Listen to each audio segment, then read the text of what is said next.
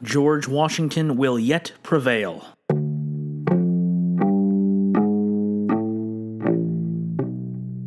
This is what Isaac Potts, a Quaker in whose home General George Washington lived during the winter of 1777 to 1778, told his wife Sarah. Situated in Valley Forge, Pennsylvania, the house served as headquarters for Washington while he waited out the cold and unforgiving winter that had been unleashed upon the Continental Army. Things had not looked great for Washington's forces. The British military, after all, was the world's greatest superpower. How could Washington hope to prevail against such an impressive army? But Isaac Potts was convinced the future president would win the war. Why? According to an account written by Mason Locke Weems and based upon Isaac's testimony, the Quaker was walking through the woods near Washington's headquarters when he heard someone speaking with great earnest. That's when Isaac saw a man, Washington, kneeling in the snow, praying to God. He didn't dare interrupt, but continued to watch him quietly. Weems wrote, "Motionless with surprise, friend Potts continued on the place till the general, having ended his devotions, arose, and with a countenance of angelic serenity, retired to headquarters." Potts rushed home and told his wife Sarah, saying, "Sarah, my dear Sarah, all's well, all's well. George Washington will yet prevail." Quakers are pacifists, and Potts had been convinced up to this point that Christianity and soldiering were incompatible, or in his words, the sword and the gospel were utterly inconsistent. "But George Washington," Isaac told Sarah, "has this day convinced me of my mistake. If George Washington be not a man of God, I am greatly deceived, and still more shall I be deceived if God do not through him work out a great salvation for America." The pacifist saw through George Washington, commander of the Continental Army, who led his men to kill British soldiers, one in whom the apparent conflict between the gospel of Jesus Christ and the horrors of war could be reconciled. But there is just one problem with all of this. It never happened. Welcome to Amateur Exegesis.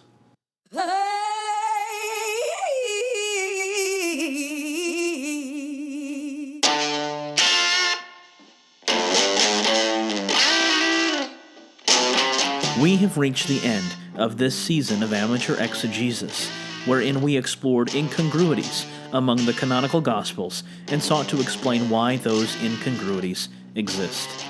In the previous 8 episodes, we looked at a variety of texts and laid out the various ways in which the Gospel authors disagreed with one another, either knowingly or unknowingly. But before we discuss that further, let's get back to this scene from the cold winter of 1777 to 1778. This scene at Valley Forge, with Washington locked in prayer on his knees with the snow beneath him, has been commemorated in a variety of ways. For example, the late Arnold Freiberg's most famous painting is a sideways shot of Washington in the snow, on bended knee in prayer, with his horse standing beside him, its breath visible, an indication of just how cold it was outside. But it's an artist's depiction of something that never happened. As noted earlier, this account comes from the pen of Mason Locke Weems, an Episcopal minister who also worked as a book agent to supplement his income. In 1800, over 20 years after the events of 1777 to 1778, he published a biography of George Washington entitled The Life of Washington. It went through numerous editions and tells the story of Washington from his birth in 1732 to his death in 1799. The episode at Valley Forge, wherein Washington kneels in prayer, supposedly came from Isaac Potts, who, as we previously mentioned, owned the home in which Washington stayed during that treacherous winter. But there are a few reasons this story is unbelievable. First, In the words of historian Peter Henriques, the story does not comport with what we know about the commander-in-chief and his personal religious beliefs. While Washington was undoubtedly a Christian, he wasn't known to flaunt it, preferring to keep it a more private, though important, matter. Henrique writes, "It was not in Washington to make a display of religiosity." Second, Weems' account suggests Potts overheard Washington praying, but, as Henrique notes, if the general had left camp to pray in solitude, why would he have prayed loudly enough so that he could be heard from a distance? Finally, though Washington did use a home owned by Isaac Potts, Potts had rented it out to a relative by the name of Deborah Hawes, who in turn sublet it to Washington and the Continental Army. Potts wasn't even in Valley Forge at the time, but resided in Potts Grove, Pennsylvania. Furthermore, he wasn't married to a Sarah, but to a Martha at the time all this purportedly took place. Weems's account, then, is pure fantasy. In fact, a lot of what he wrote was. For example, the story of a young Washington chopping down a cherry tree, and then when confronted by his father about it refused to lie and say he didn't do it, is to be found nowhere. It is pure invention. But to what end? Why would Weems claim so much about Washington that was simply untrue? Well, he was painting a portrait of Washington.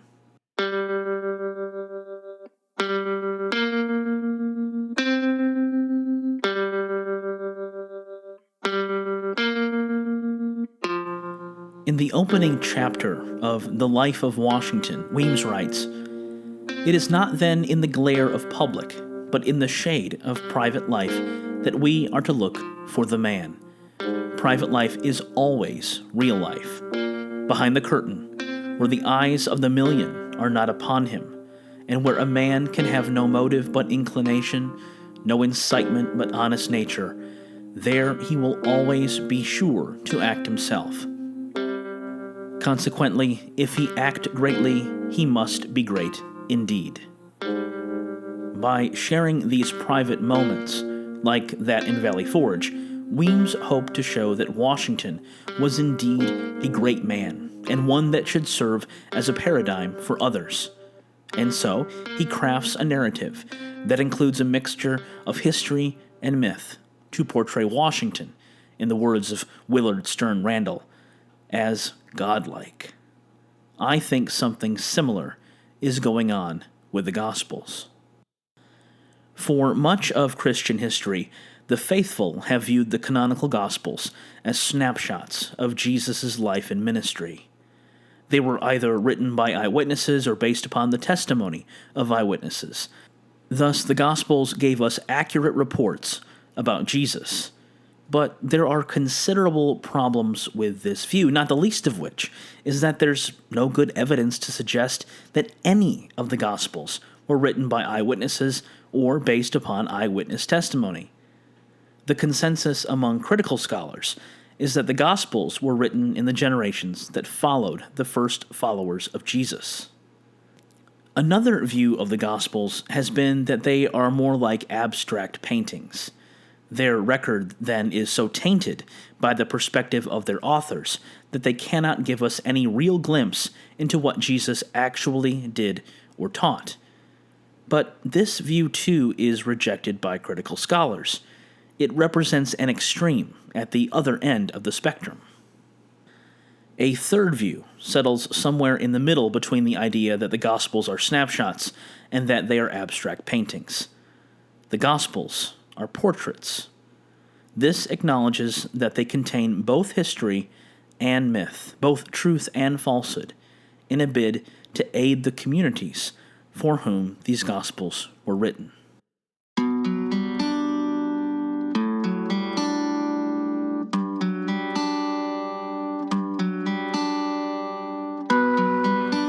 This helps to explain the contradictions, the incongruities between these Gospels. They are all looking back to the same Jesus, but they are interacting with traditions that differ about what he said or what he did.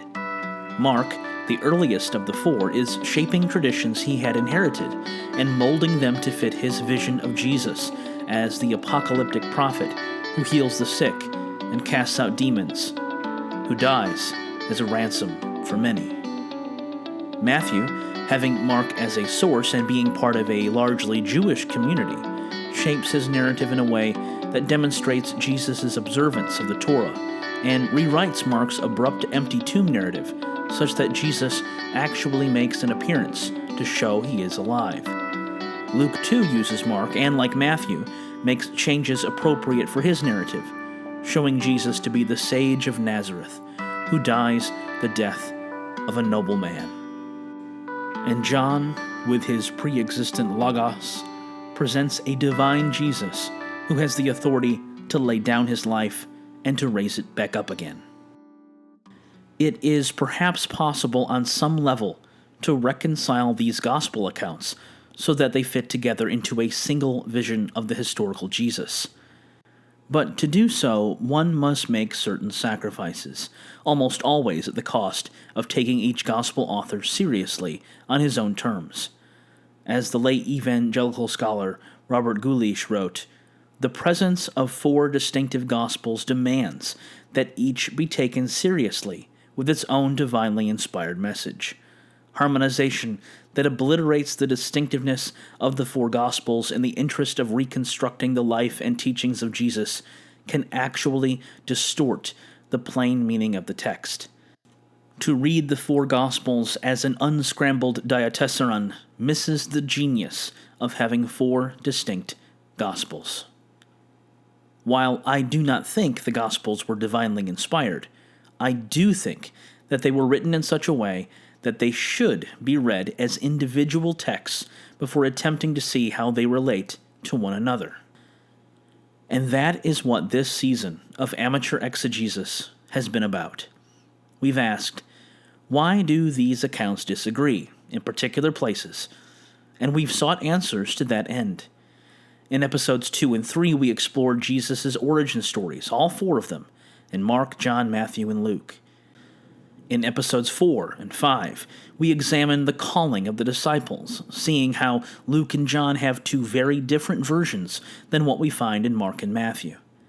In episode 6, we examine Jesus' family issues, and how Mark portrays his family as contrary to Jesus' mission, whereas Matthew and Luke erase this aspect, in part due to their versions of Jesus' origin.